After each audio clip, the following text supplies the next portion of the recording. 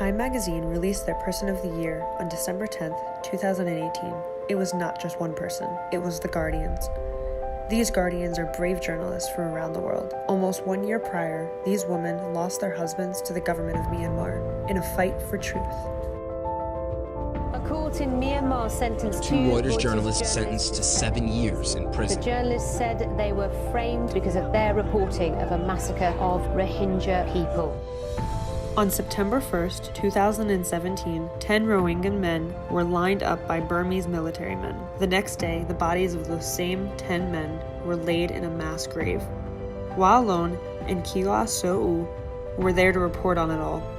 The men murdered ranged in age from 17 to 45 and included students, farmers, and fathers. They were taken from their homes under the guise of a meeting and were murdered instead.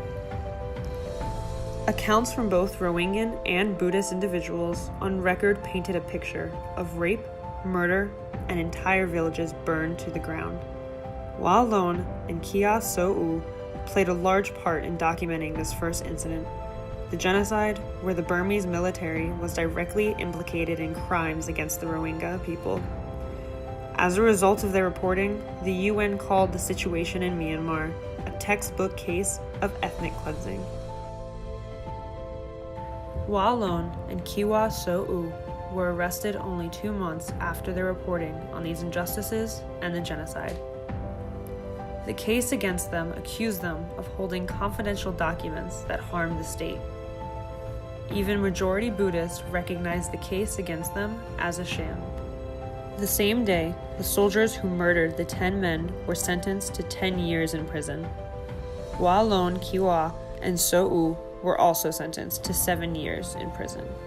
Now, the journalists' wives are left to hold their pictures, left to raise their children alone, left proud of the work they did, left alone, missing part of their family. Countries from around the world are calling for the release of both journalists. The series of events seen in Myanmar, from the persecution of the Rohingya people to the charges against Wa Lone and Kiwa So'u, speak volumes to the lack of freedom in the country. It speaks volumes about what journalists need to risk to pursue the truth. Freedom and democracy are fragile, but when reporters like Wa Lone and Kia So'u are not afraid, we will overcome.